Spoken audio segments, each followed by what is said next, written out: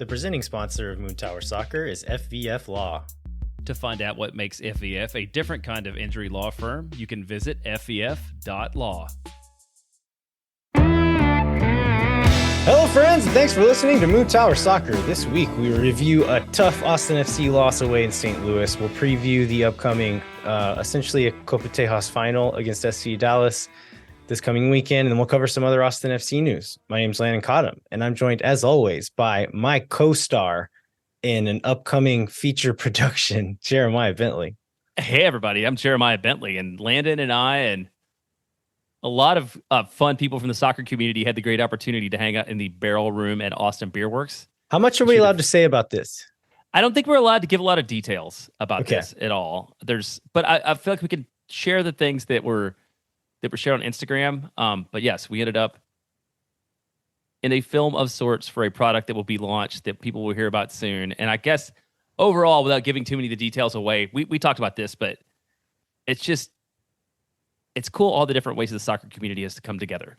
Because there was like a rubber chicken, and there was a scarf with Leslie Cochran's legs on it. And I just like the whole experience was amazing. And I think that everything that we kind of hoped that we would get out of this club, and sort of given how the game went Sunday night, it was like a little delightful part of soccer culture that does not depend on wins or losses or anything else, but just sort of art and like creativity coming together. Yeah, very well said. We got to hang out with some of the people who are providing just like the pure joy aspect of the Austin FC fan culture. And so even before this match, it was well needed, and even more needed to think back on after Sunday's match. Yeah, and some of those people decided to give us a fair amount of lines. So when this little promo comes out, if it may be dependent upon our acting ability on whether you love it or hate it. And I feel sorry for the people who put that trust in us. Have you ever done any acting before, Jeremiah?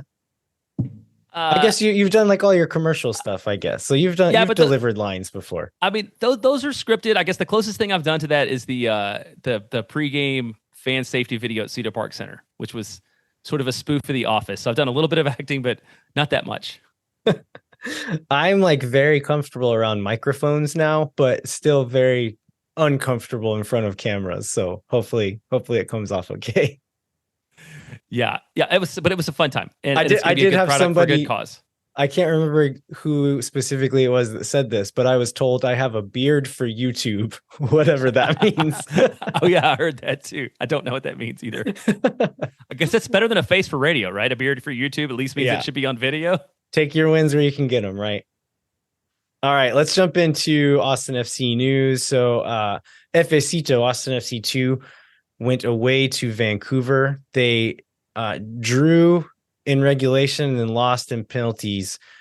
So they're still unbeaten in 7, but this one was a little bit disappointing. I think you got a chance to watch this one. This was the first one that I was free to watch in 2 or 3 games now. So like Austin was pretty dominant throughout this game, and Vancouver, like Austin's unlucky to score probably 2 or 3 goals in the first 60 minutes. They finally get one in the 62nd minute. Vancouver scores a banger of a goal, catches Damian Loss leaning maybe a little bit, so maybe a touch of blame there, but it was a really nice strike from a free kick pretty far out. So I don't know how much blame you can put on him, but yeah, I mean, I think Austin FC 2 will be pretty unhappy with this result, even though it is a point on the road. They should have won this one. Yeah, that point does still leave Austin second in the West behind Colorado. So they're moving toward wrapping up a playoff spot. But yeah, that was kind of my impression, is this is one of those 63% ball possession, outshot Vancouver 21-10, have more big chances, and just didn't convert. It was the classic first team kind of a performance we saw a lot of, especially last year when Austin was sort of on a down streak, where like statistically it was a dominating performance, and it just never came to pass in terms of results on the field. So a little bit disappointing, but like I said, still second in the West behind Colorado, ahead of Tacoma. And it was a little bit because it was played at BC Place, right? And I thought that was a really interesting. It was like one of those COVID games, right, where you could hear everything that was going on because it was this giant empty building that you don't get when they play like outside these parks and stuff. That was kind of fun to hear like the coaching going on and all the other things going on in the match. Yeah, a couple of other things I took away from this game is I think I mentioned a few shows back. Micah Burton had mostly been getting um like coming off the bench to play on the wing, and then when he was starting, he was starting on one wing or the other, and was not really looking that good, which was pretty disappointing for a young player that we all have so much hope in that he could be like one of the first big players to come out of the Austin FC system. They moved him inside playing as one of the tens, like the most attacking midfielder, and then moved Valentin Noel out wide playing as kind of like a playmaking winger. And that has unlocked Micah Burton. And he looks like a star again. Like still at moments looks young, which is fair because he is young.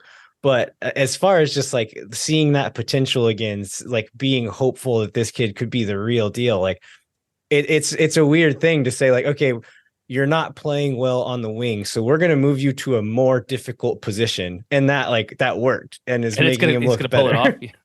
Yeah. And so you mentioned Valentino, so he gets the goal. He got the first Austin goal, so he's looked pretty strong too. That's his sixth of the year.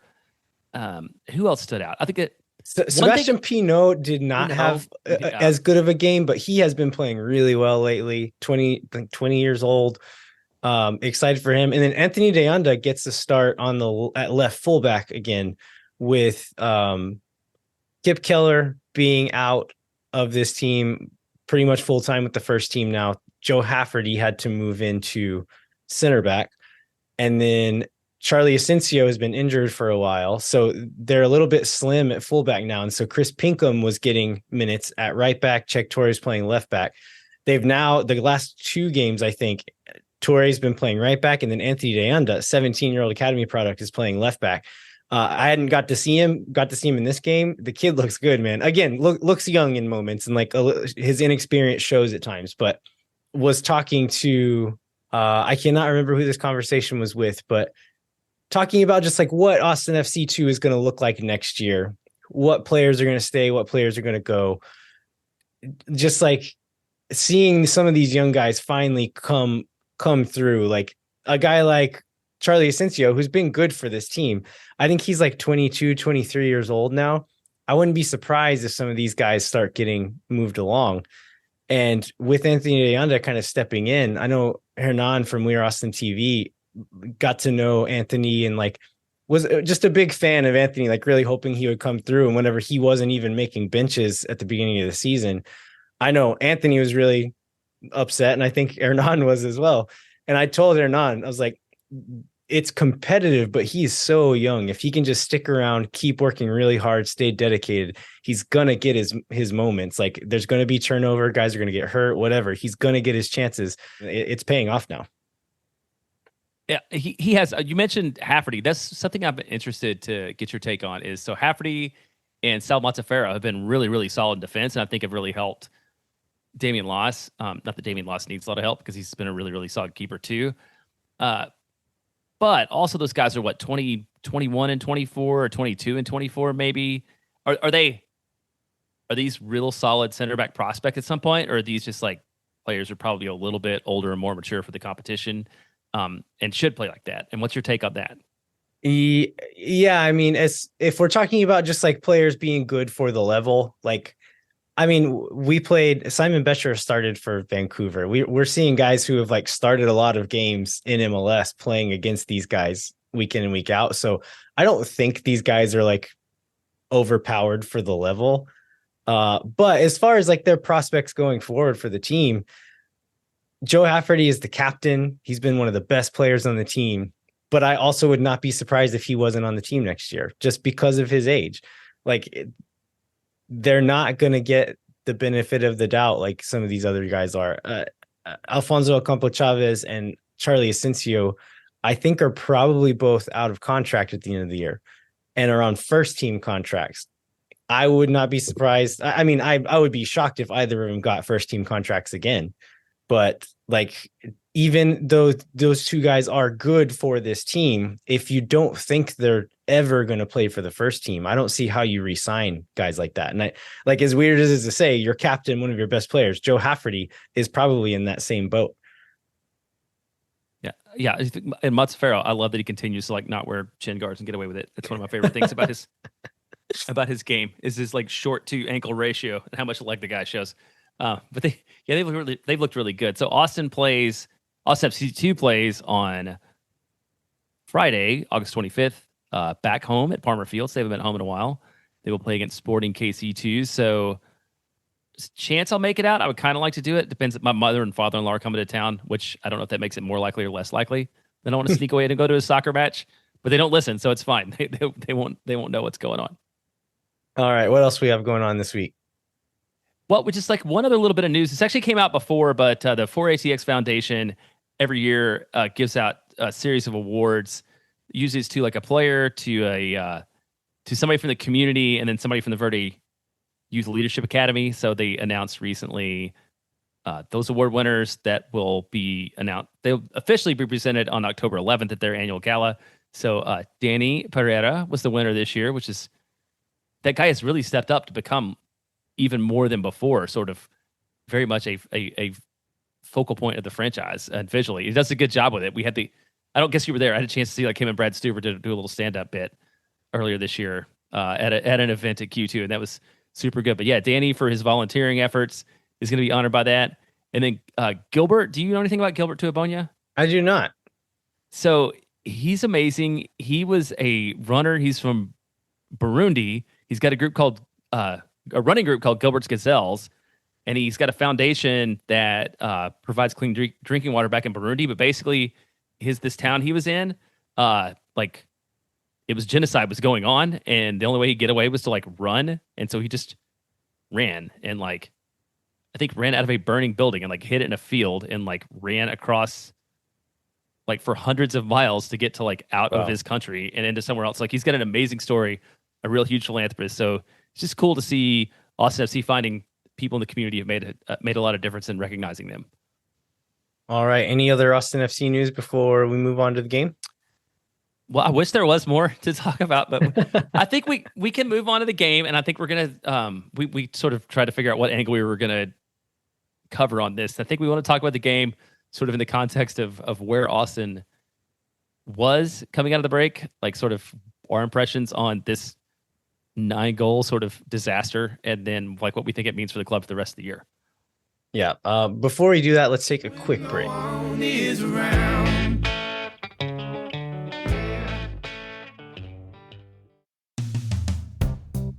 Moon Tower Soccer is brought to you by our friends at FVF Law, the official injury lawyers of Austin FC. FVF is a different kind of personal injury law firm dedicated to community, transparency, and client education. You can go to FVF.law to find out what makes FVF a different kind of injury law firm and why understanding your legal options can dramatically change the outcome of a case. Once again, that's FVF.law. Amplify Credit Union is a member-owned financial cooperative that's served the needs of Central Texans for over 5 decades. Amplify's team lives and works in the community, making them the experts on how members can achieve their financial goals. What makes Amplify different? No bank fees. Amplify is the first financial institution in Texas to put an end to bank fees. In 2022, Americans paid almost $8 billion in overdraft fees alone. Millennials pay an average of $336 a year in bank fees, which works out to 6 Austin FC game tickets per person per year. You'll pay none of those bank fees with Amplify Credit Union. Amplify membership is open to any Texas resident. Learn to trust your bank again at Amplify Credit Union. To learn more, go to www.goamplify.com/moontower.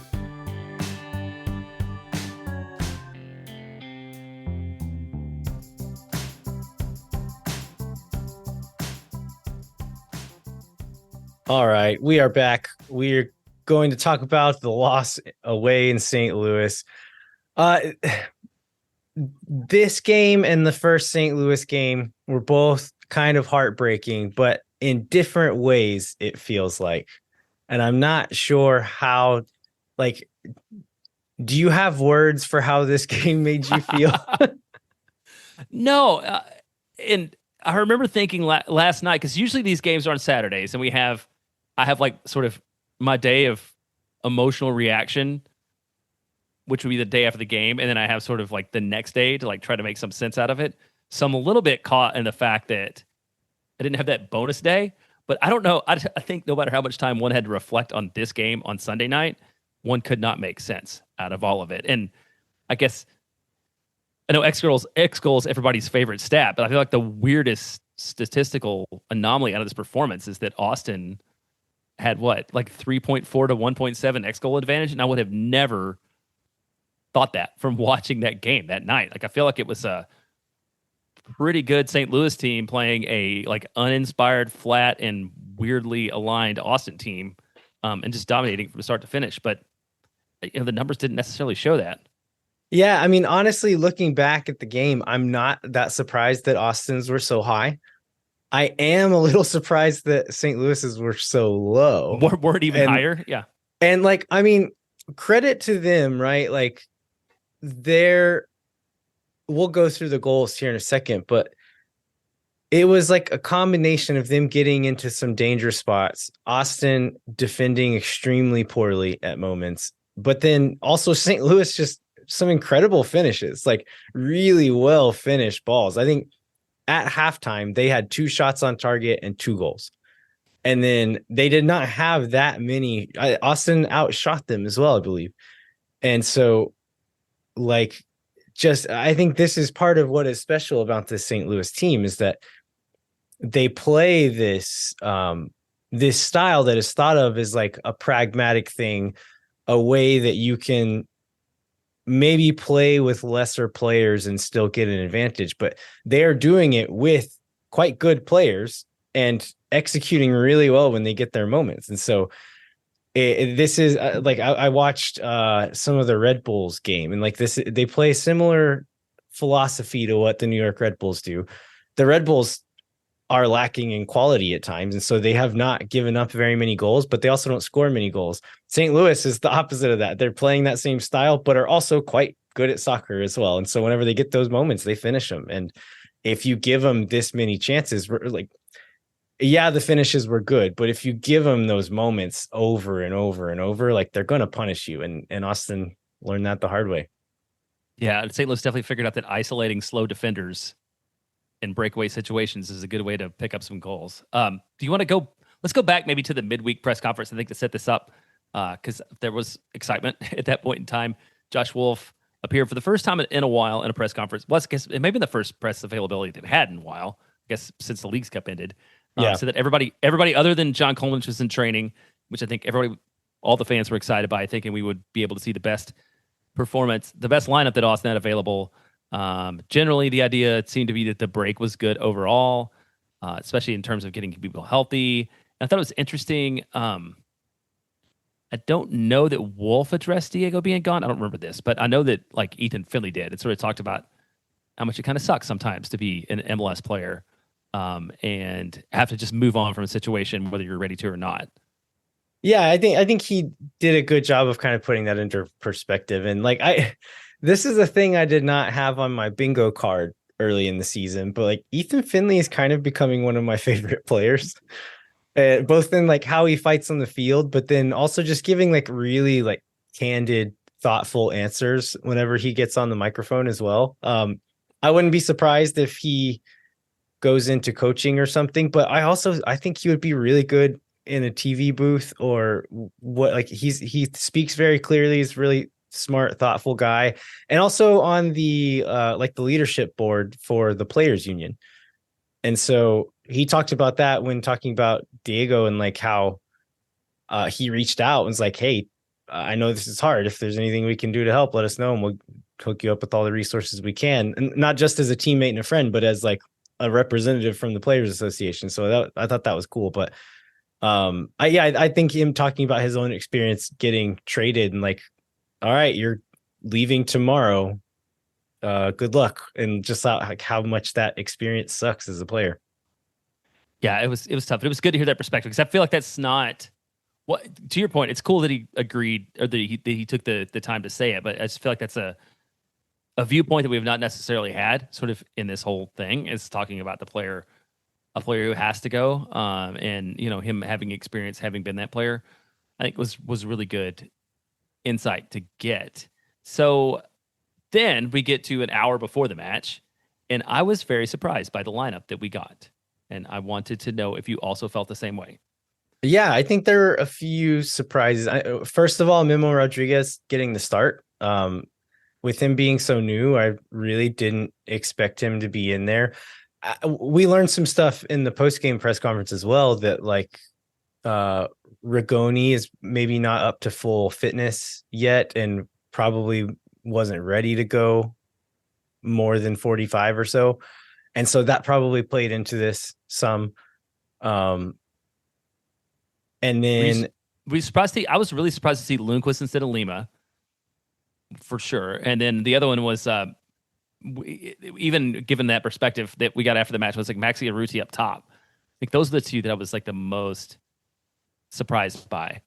Everybody should have been healthy and ready to go. I think we got explanations for most of those, not in the moment. I was surprised in the moment, but afterwards, I think Wolff pretty much said is with Zardes and Rigoni that they weren't ready to go more than like 45, and so he didn't want to start them. And so I think that's why you see Arruti. He ends up coming out at halftime with concussion protocol.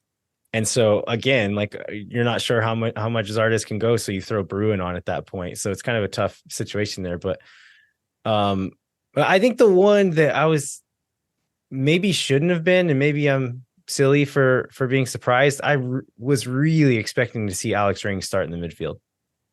Yeah, me too. I was too, and I was a little bit surprised to not see him there playing at all. After like Owen Wolff has gotten so many minutes at this point, and also, it seems like a veteran presence like Ring would be important for Austin to have on the field to deal with sort of what St. Louis was doing.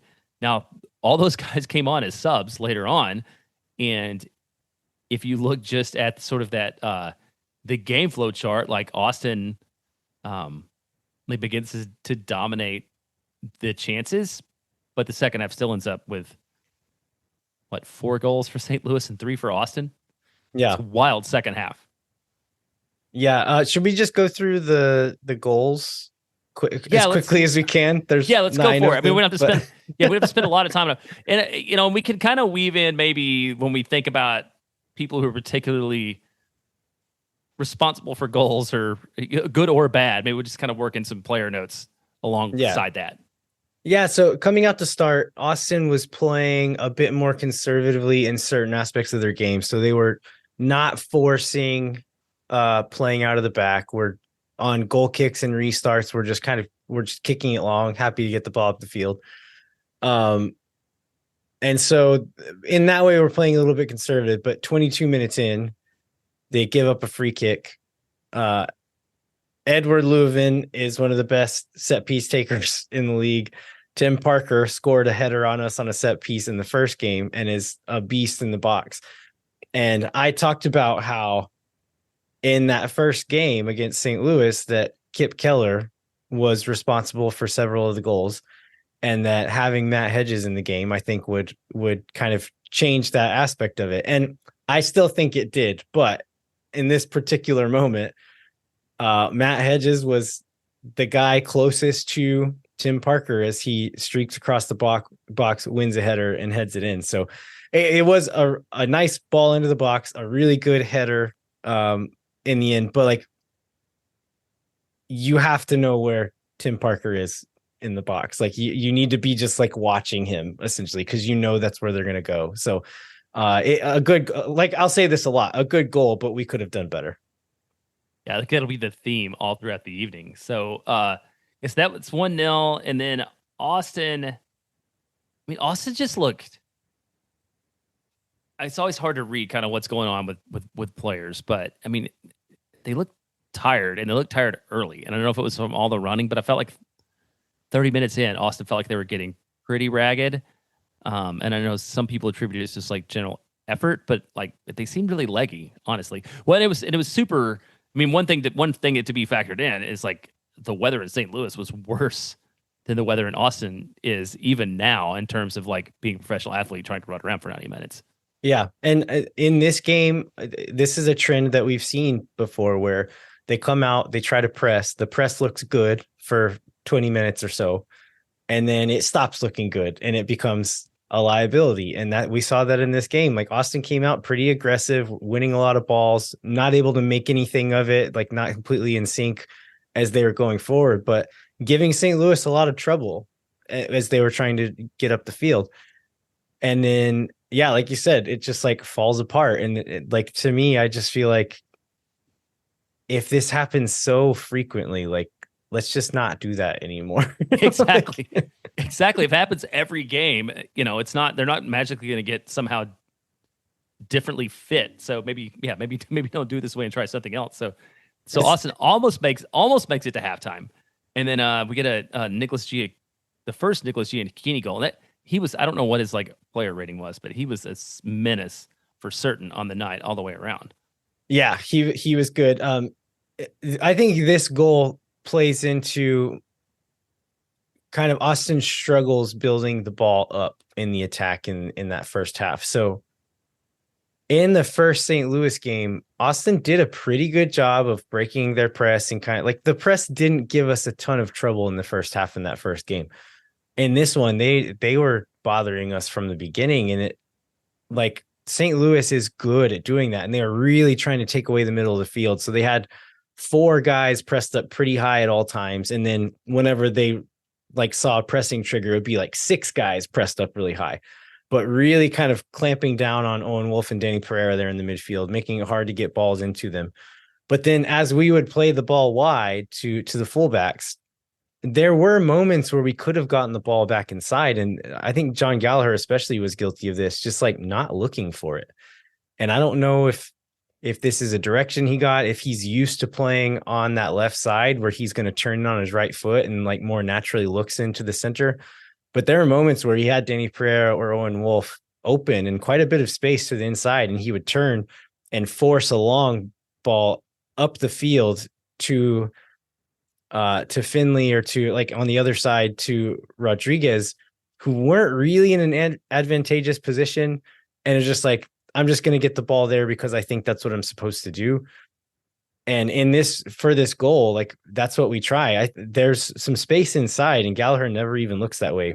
Plays the ball up to Finley. Finley's kind of trying to hold it up on his own, loses the ball. The center backs are pushed up kind of high because we're kind of in that building phase, and we lose the ball. I think Leuven gets the ball, plays a really nice long ball through to Gioacchini, who is already running full speed the other direction as soon as we lose it. He ends up 1v1 with Cascante. Cascante is just backpedaling and backpedaling and backpedaling and backpedaling. Oh, yeah. And Gioacchini cuts to the inside, tucks it into the far corner. Again, a good finish, like a solid finish, but Cascante has to do better here. And like he'll do it again later. But Josh Wolff was saying in the post-game press conference, like, show these guys to the inline, give Brad Stuver a chance with the angle on the shot, where it's like, if you cut him to the inline, yeah, he's still close, but you can't just keep backing up, and then also let him cut back inside to where he has a much more advantageous angle on the goal. Yeah, there was no aggression at all from Cascante. Just now this is as good a time as any. Like, is this the worst game in an Austin FC jersey? Cascante? Yeah. Yeah, I mean, he's probably had more disastrous single moments, but as far as a full body of work for 90 minutes, this is his worst game. Okay. Yeah, I felt the same way. And so we get to the half. Oh, so Ruti, we mentioned he comes out right before. I think he comes out in extra time in the first half, but like he probably should have come out earlier, right? Did you get that impression? Like he was kind of wandering around. Like, did he go back on the field after they checked him? I thought he went back on the field after they checked him, because I felt like there was maybe 5 or 6 minutes, and maybe he was just off the field and they're playing down at man. But I felt like there's a pretty decent sized gap between when he went down and when Bruin came on. Yeah, he did look visibly shaken though in the moment. So yeah, maybe it should have happened earlier, but probably a good idea that he was taken off the field. Hopefully that was no long-term issues from that one. Right. So we make it to half. Austin's down 2-0. Bruins in. Austin comes out and looks not great. I mean, I think St. Louis is in the first part until this goal comes, especially. We're still in the aggressive. This is another Giacchini goal unassisted to make it 3-0 St. Louis. And the route was really on at that point. This one is one of the more frustrating goals to me, talking about Cascante's bad game. So Austin we're down 2-0, right? So we're having to play a bit riskier than we would have otherwise, which opens you up for transition attacks even more. And so Austin's pushing, throwing a lot of numbers up. And then as St. Louis does, because they're really good at it, just play some really good combination in transition, spring Alm in behind. He plays a long, hard cross, or sorry, a low, hard cross around the last defender. Giacchini gets a foot on it. Stuver makes a really nice save to pull it out of the goal. This is the one where he makes that save. Okay. He kind of like reaches right around the ball and throws it back out, which is really impressive from him. But then Giacchini springs back up and is able to win it and get it back into the goal while Stuver's still on the ground. So Cascante, this is the one that was most frustrating to me. So Cascante is tracking Giacchini on that back post run. He's not fast enough to get there and win that first ball. So if you are too slow to stop the first attempt, I at least want to see some like the awareness and the effort to stop the follow-up or like try to win that follow-up. As he gets beat by the first one, he just kind of pulls up and just kind of like slows up his run into the goal. And so he ends up missing the first one and then misses the second one because he's just like not paying attention or not trying hard enough. And that is the most frustrating part. It's like if someone beats him for speed, fine. We knew that was going to happen. But like the second attempt there, I feel like he could have done more there and just didn't. Yeah, after that, then remember Rodriguez almost picks up a goal after that. What, 50, 56, 57? That was a well played strike that did not come to pass. But good shot from him. Good save from Roman Berkey, who had like a really strong night overall. I generally think, Yeah. Although he let some stuff in late, but Berkey was really solid and definitely denied also some opportunities that maybe would have made a difference in terms of overall momentum. Yeah, I think just after that Rodriguez chance, Austin makes the triple change. They take off Lundqvist, Rodriguez, and Finley. They put on Rigoni, Zardes, and Lima. And so I was trying to get a hold onto what shape this was in the moment and was struggling for a lot of the rest of the game. But so this, going back to the starting lineup, the Apple TV broadcast had us listed as a 4-4-2, which I saw some people online talking about like a formation change. I don't think the formation was so different from what we normally see in the first half. With the second part of the two being Driussi, is that right? Yeah, but like Driussi kind of does that anyway. Like like we defend in a 4-4-2 and then they'll shift to like a 4-3-3, but then like because they're pressing so high, Owen was dropping deeper, so it was more like a 4-2-3-1. But Driussi likes to get high, so it's like it's very nebulous and it's hard to actually put a name on it. So that all that to say, like I don't think it was so different from what Austin normally does. But then whenever they make Zardes this triple, gets on, this triple substitution, they like cut to Lima and you can read his lips saying back three. And so it ends up being, this is my best guess here. It was, do you remember way back early in the season, like the very beginning of the season, Austin was trying that 3-2-2-3 shape, but like eventually went to like straight up wing backs where the wing backs were going up and down. But there were a few games where they were kind of doing that weird shift thing where they would defend with a back four, but then in attack, one fullback would become a winger and the other one would become like a center back in a back three. I think we kind of went to that shape because Rigoni was playing what would have been like the wing back position, but he wasn't tracking back and defending all the way back. And so I think it was kind of that like back four to back three transition with like the still ending up in attack in like the 3-2-2-3 shape.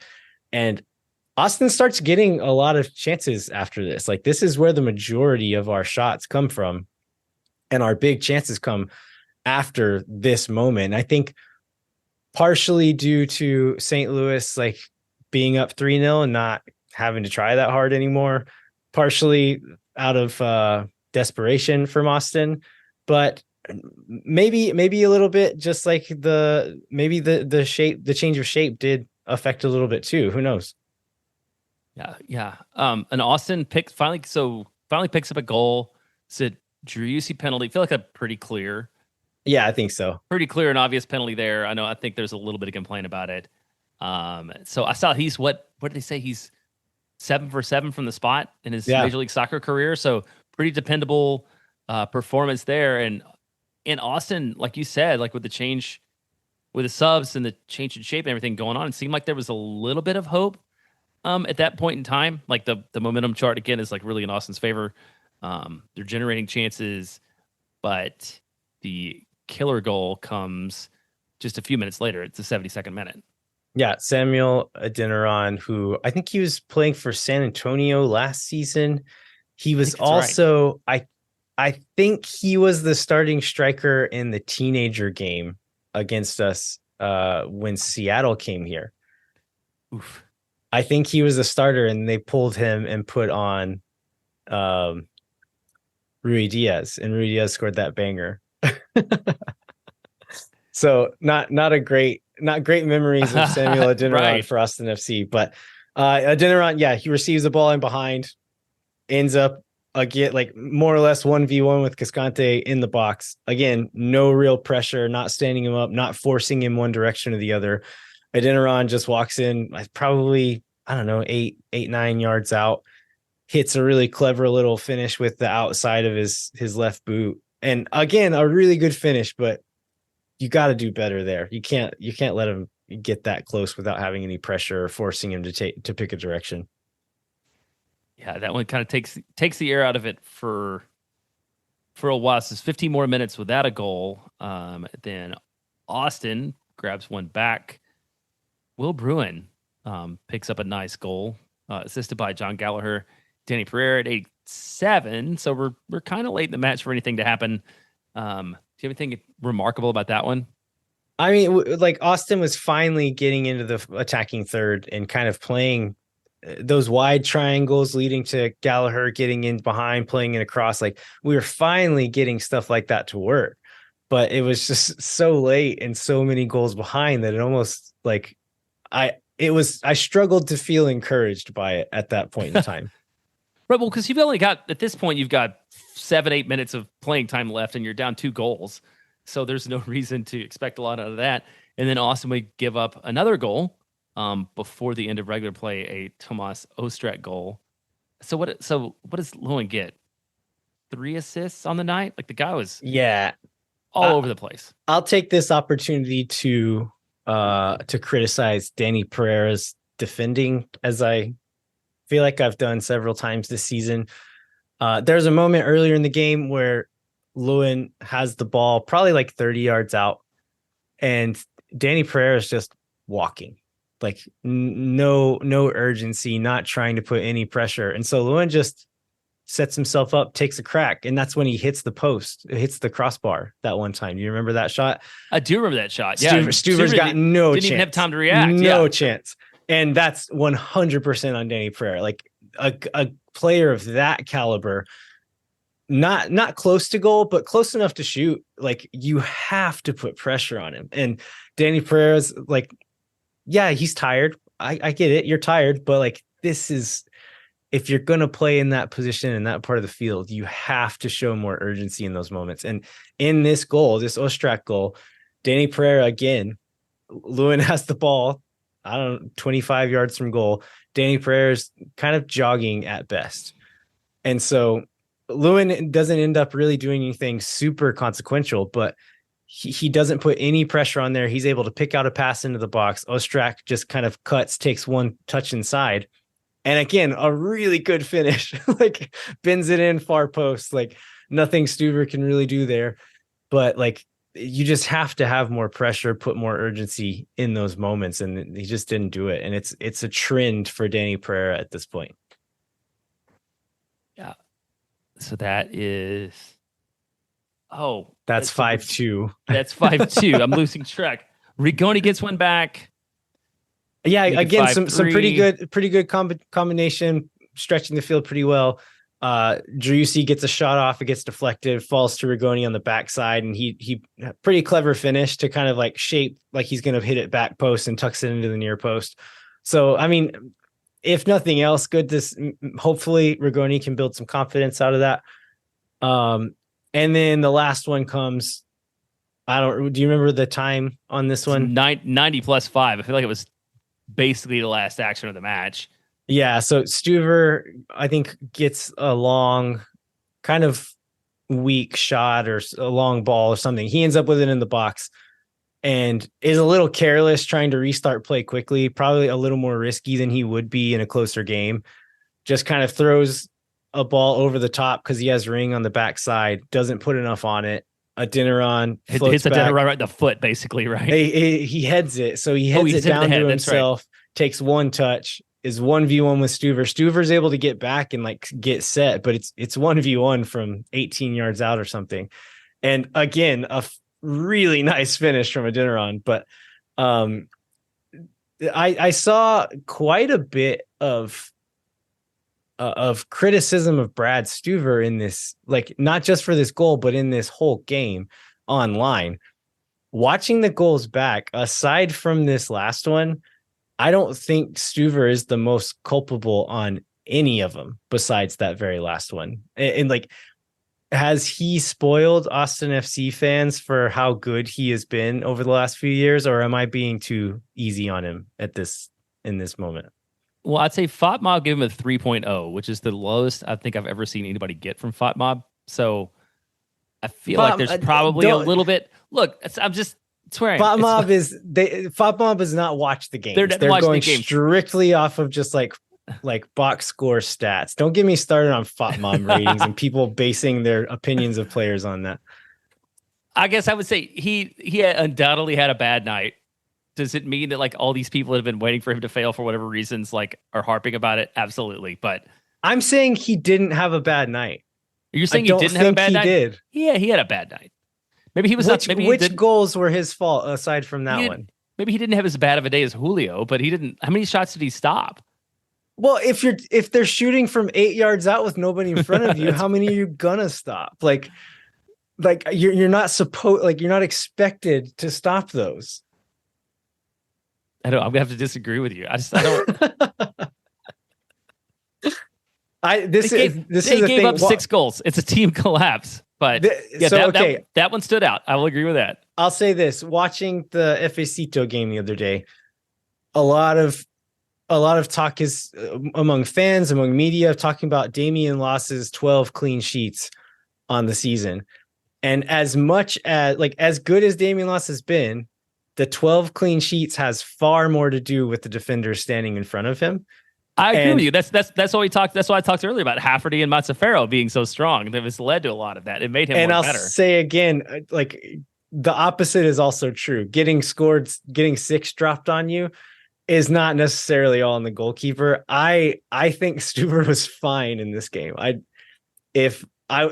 probably have 7 or 8 or 9 players I would pick that were worse in this game than him. Well, let's go into some of those players then. How about that? Let's talk about. There were 2 more shots I want to talk about. One, because I finally saw. Like, did you see Giassi Zardez's kind of whiff on the 78 minutes in? Oh man, we didn't get a very good view of it at the game, and then we didn't get a very good view of it on the replay. But I finally saw somebody on Twitter or whatever it is now post it, and it was a great opportunity. Like literally kicked right at the keeper. That was super disappointing. No, he just didn't kick it at all. Like it just popped up in the air and the keeper it popped. Okay, that's true. It came off him. Yeah, you're right. I'm not sure that he made an attempt. That's a butt goal that he normally scores.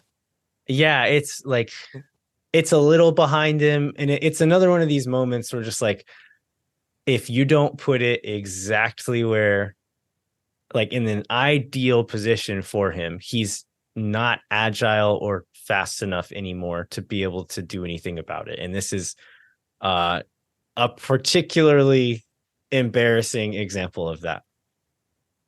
And then the other one I wanted to go to is like, just because Jared Stroud's kind of a turd. Like Jared Stroud tried to chip Brad from, I don't know, 60, 70 yards out. I don't know what that was. But I would expect nothing else out of Jared Stroud than to make that shot. Yeah. Okay. What else do we have? There's a lot to talk about on the back end of this one. We talked about Julio Cascante. We talked about Brad Stuver. Memo Rodriguez, not great. I didn't think he was especially embarrassing compared to what else happened in this game, but I'm willing to give him the benefit of the doubt here just because he's new, kind of still slotting into a new team, but he wasn't nothing to be super excited about. What else we got? But I would say like his time comes a little bit from sort of our discussion, around health and like who else are you going to put there at this point? Like if Ricconi's not that healthy, and you go with Sonny Guadarrama's deal and put Owen Wolff on the wing and Alex Ring in the midfield maybe, but that's about it. It's like we didn't have a lot of choices there. Like how'd you think Alex Ring did in the time that he had? I thought he was good. I thought he was one of the good like injections of energy, and I want to be careful and not like look at that and say like Alex Ring is the answer to all our problems because of the game state, bringing on fresh legs in such heat. Like he better look like a breath of fresh air in that situation. That being said, like I'll take his performance with a grain of salt, but I would also like to see him in the midfield. And like Josh Wolff said in the post-game press conference, and I don't think I ever thought this. Did we ever think that like Josh Wolff wanted Alex Ring at center back? That was always just out of necessity, right? Right. Yeah, I don't think that was ever the impression that he wanted him there. I mean, obviously Alex Ring didn't start the first game in the midfield, so Josh Wolff did not have as a first choice midfielder, but I don't think he ever really saw him as a center back. And luckily, we should basically be done with that with Leo Väisänen being questionable for this match and hopefully back some for Dallas, which leads you to if you had enough of Owen Wolff in the midfield for now. Yeah, I mean, again, like the kid is young. I don't want to be too hard on Owen Wolff, but I would like to see Alex Ring start in that spot. I think he's looked good enough in the minutes we've seen. And then just Owen has like clearly not playing as at high a level as he was earlier in the season. He's very young. He's played a lot of minutes. Like I think it's time to make that switch. Anybody else? One thing I thought was a little bit interesting. So the post-game press conference started a little bit late, and Will Bruin talked about this is not a game that we just move on from, which I think is a very frustrating thing that comes up after every loss that Austin FC says to fans. I thought both he and Josh Wolff in the post-game press conference like seemed to take some accountability and ownership of it, and it felt like a different. I mean, we've had a lot of losing post-game press conferences in 2021 and 2023. This felt a little bit different in terms of tone and in terms of sort of understanding that something needs to change. Wolff was uncharacteristically like open and vulnerable in this press conference, which I thought was interesting, right? Like in that midweek one, like we got very little information out of him.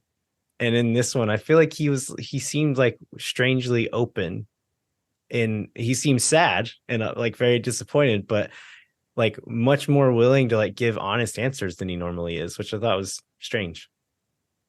Yep, strange. Hopefully good. And I saw some speculation that maybe the reason that the press conference was a little late was because there was this like locker room come to Jesus. We're watching Ted Lasso again, so I'm very familiar with the post game come to Jesus locker room conversations. Maybe this is part of it too. So what are your thoughts on Mr. Wolff these days, Jeremiah?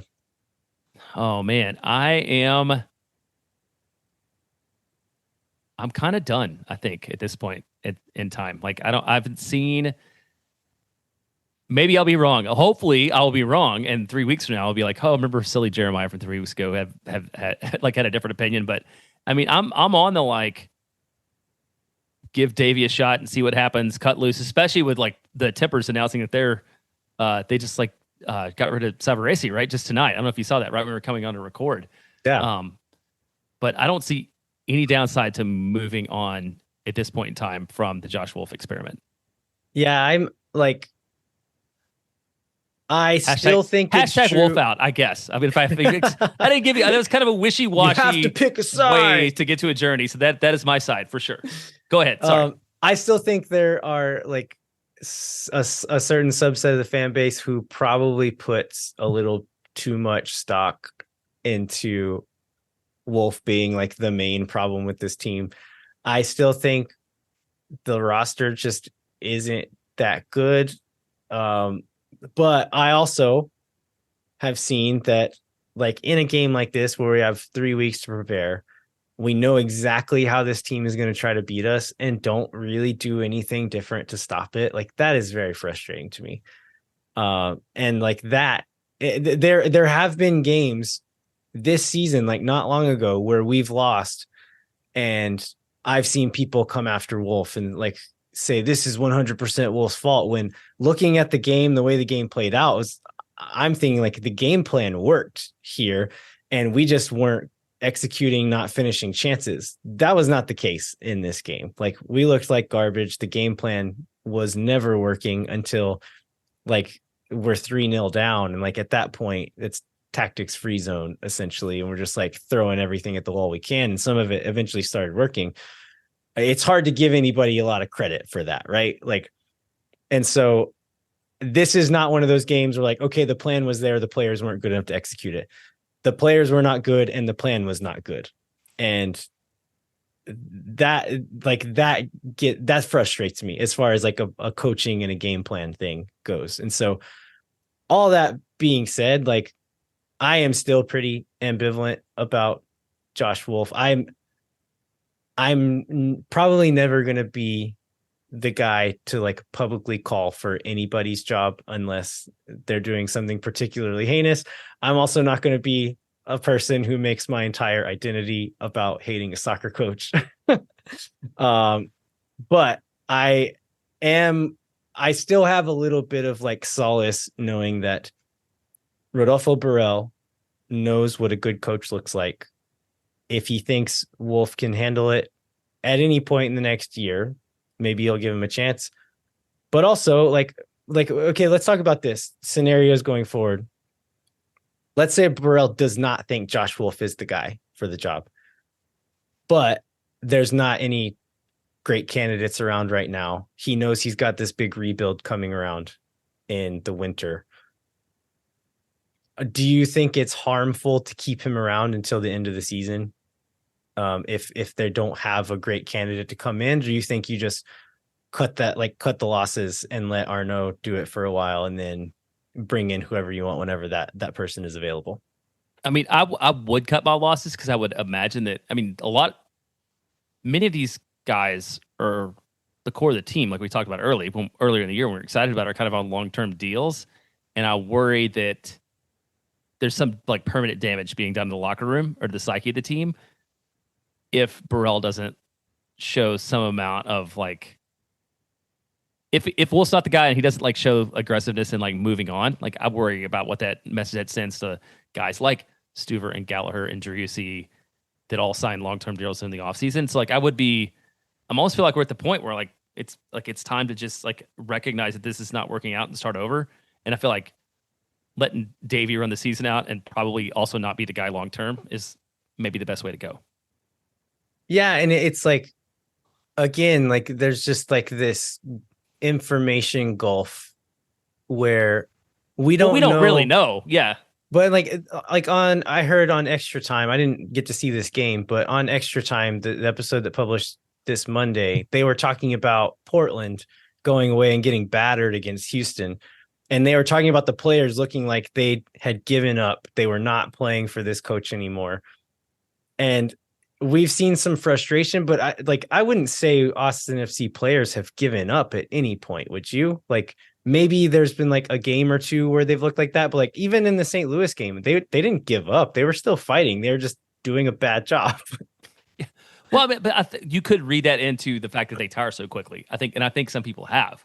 Like if they Yeah, were walking I guess around, so. but it's because they had worn them, and you could debate like were they not like running even though they were worn out because they don't like the coach, or were they just like physically unable to run around? And that's the thing we don't know. Like we're just speculating from the sidelines. Yeah, I mean, I don't think you score 3 second half goals when you've given up on a game. And that's definitely Is my counter argument to that. But and that's a different outcome from than Portland had against Houston for sure. yeah, so yeah, I mean, it's hard to know. Like if the players are done with him, sure, but like if they don't want him to leave, like I don't see the harm. I don't know. There's just so much we don't know that I wish we could, and I would have a much stronger opinion about something one way or another if I did have more information, but I don't, and so I'm not going to pretend to. All right, well let's take another break. Let's talk about Dallas. Then let's talk about the rest of the season.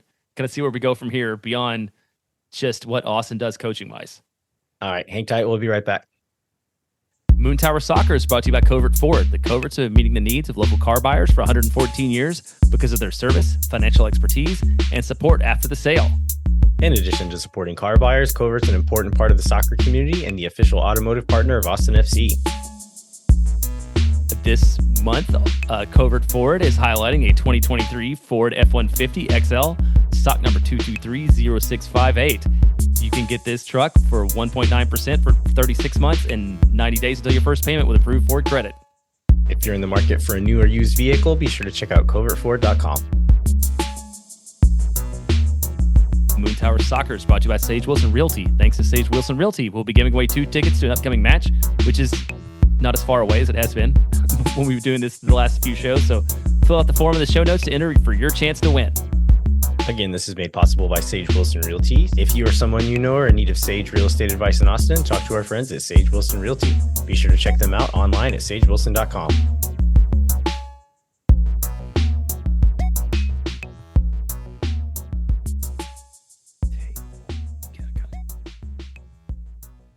All right, we are back. Jeremiah, let's look forward. We'll get to the FC Dallas preview, but let's also just take a moment to look at the table and kind of where we're at and what we have looking forward for the rest of the season.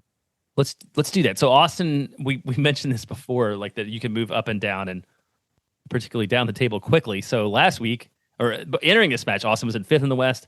Austin now sits 7th in the West, tied with Houston Dynamo, 1 point ahead of Vancouver and Minnesota, and 2 points ahead of Dallas, which is currently in 10th outside the playoff race. So there's, that swing can happen quickly. With this match in Frisco this very week. So, we could drop to 10th in one more loss. And one more loss. Drop us to 10th.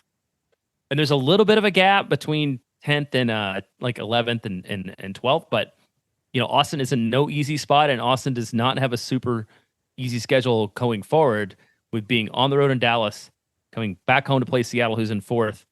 Then they go to New England, who's in 3rd in the East, before hosting Portland on September 17th. So like the next 3 matches, just like this St. Louis match, are really tough, and Austin's going to have to be on their best performance in order to get results here. And we talked a little bit, I think, before last week's show about it. The 4 matches after this break are really going to sort of be make or break time for Austin FC, and they are definitely proving themselves to be that way, especially losing the first one of those 4. Yeah, so I think you never know the exact number of points you need to make the playoffs, right? But I think probably like mid to upper 40s is going to be kind of like the safety zone. And so if you look at it that way, like there is still quite a bit to do. It is doable with a number of games left, but it's not a given. Like it's a slippery table from this point, and only harder going forward, like you just mentioned. Yeah, I mean, I guess the upside of it is Austin should be, at least over the next couple matches, probably getting healthier as it goes, because these guys who can't go 90 hopefully will be able to go 90. So that'll be an advantage that Austin has. They'll get every player back. Austin did not have a very busy summer transfer window. So like some of these other squads have added other players, and we've seen results out of that already, and we'll continue to see people being integrated into the squad. And so like that's going to be a tough thing on the Austin side. So I think they have to like sort of, I hope that everybody gets healthy and finds form, which is, what I wrote in the question is like, what all is wrong and how does it get better? And I don't know that there's like one simple answer for that, because it's just like this league is a weird league and this team could get hot, even though it doesn't seem like there's anything in recent performance that would indicate that they will. But also, you never know. I'm not going to be surprised by a 10th place finish, and I'm not going to be surprised by a 4th place finish, honestly, out of Austin FC this year. Yeah, at this point, I would be much more surprised by the 4th place finish. Well, okay.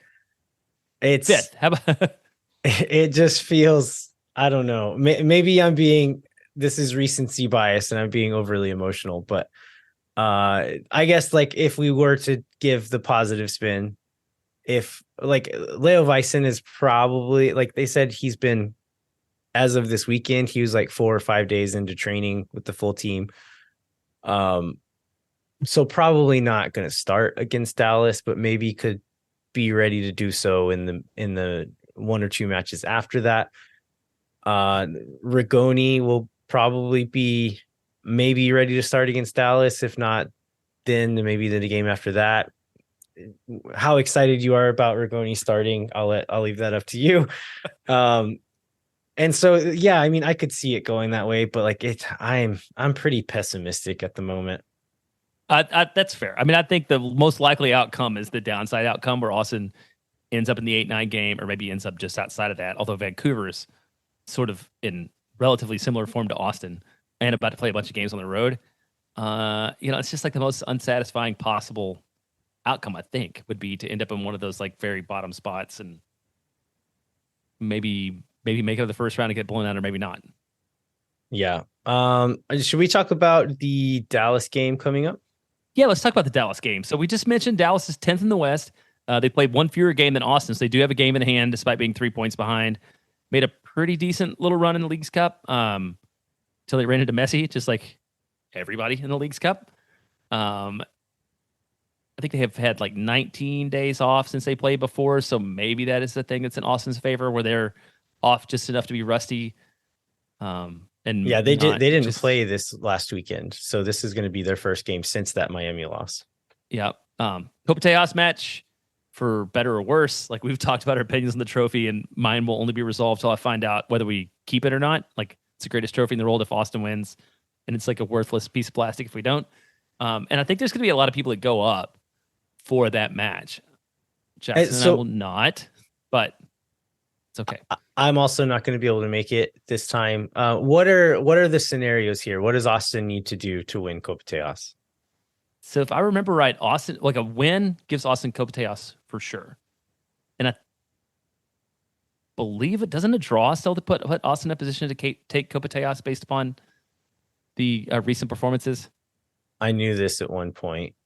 Yeah, these it's hard to figure this out because, like, again, there were like matches that Austin and Dallas and Houston all played against each other. It didn't count, but with a win or a draw in Frisco, Austin picks up Kopitar's, and there are other like weird scenarios beyond that where the different results can happen. But like Austin just needs to get some kind of result this weekend to take the trophy back to Austin. Yeah, and like you said, in that case, it's the greatest trophy that's ever existed. Absolutely. What do you expect? They're super familiar. Like, we're super familiar with FC Dallas. So the Dallas beat Austin on May 13th. Austin picked up a 3-0 win on June 21st. Both those were at Q2. Like, what do people look for? Like, what do we need to know about FC Dallas that we don't already know? Yeah, they've struggled more offensively than they have in years past. But they, like, Alan Velasco has kind of come on and been finding forms. They've been playing him a bit more centrally than on the wing as of late. And so he's looked good. They have 2 big new signings. The latest reports are that they'll be quote unquote available to play in this game. But one of them is Liam Fraser, who played for Toronto in the Crew, I think, and then spent a year in Belgium and is coming back and is signed for Dallas. But I don't know like when he got to town or if he'll, like, how ready he'll be to play at the moment. The other is one that I am, for sentimental reasons, pretty jealous of, which it's a guy named Asier Iaramendi. And Iaramendi is a Basque player who played for Real Sociedad in San Sebastian the years that I was living there. And so I was really hoping that Austin FC might get a Basque player, a guy who played for Sociedad or something at some point, but Dallas beat us to it. These guys are both like deep lying midfielders, which Dallas needs at this point, but like they're not going to be the guys coming in like making huge changes. Even if they do play, like they're not like this new striker who's going to come in and score a hat trick against us. Watch Iramendi score a hat trick against us now. But yeah, I mean, we've seen this team, and one thing that worries me is like how did FC Dallas put up 4 against Inter Miami, and it was playing in transition, and like we've been bitten by FC Dallas's transition play in the past, and like we're clearly not doing anything to stop teams from beating us in transition. So I'm pretty nervous about that part of this game. If we can keep them from beating us in transition over and over like a lot of teams have. Yeah, I remember in that game thinking like, how is this team? So Dallas has scored 25 goals in 23 matches, and like you look at the talent up and down, even the front line, like how's this team only scoring barely a goal a game? And so yeah, hopefully they haven't figured that out. The League Cup performance, they did score, but they've scored 11 goals they scored 11 goals in their 4 matches in Leagues Cup, so maybe they are figuring it out, which would be a lot of trouble for Austin. Yeah, absolutely. Well, any other thoughts on this one before we move on?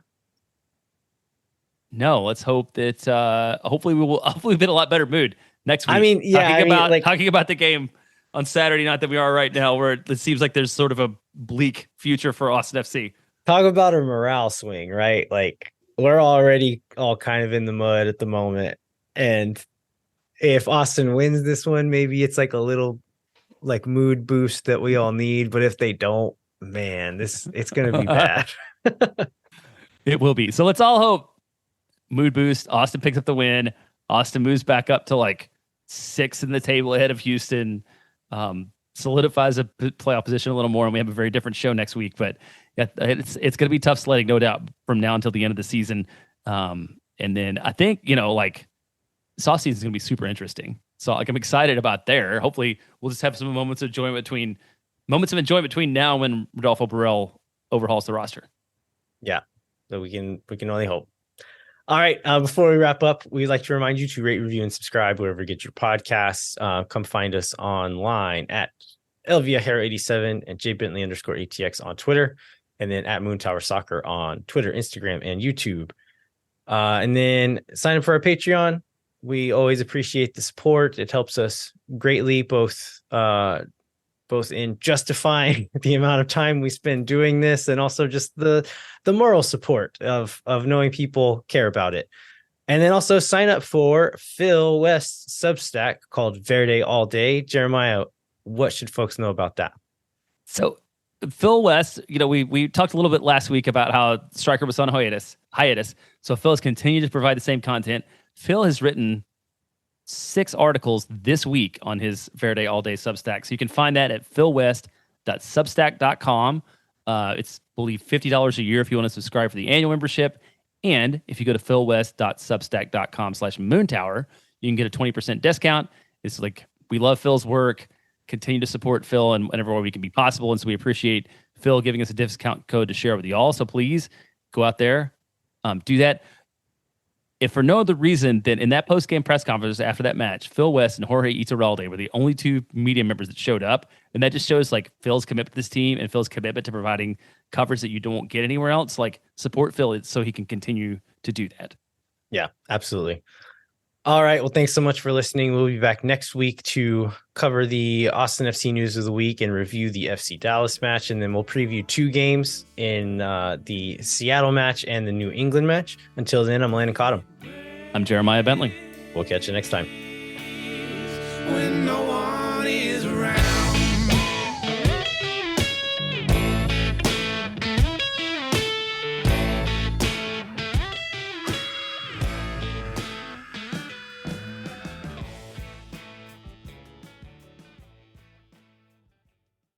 Think for nothing, you never. La gente Oh my God.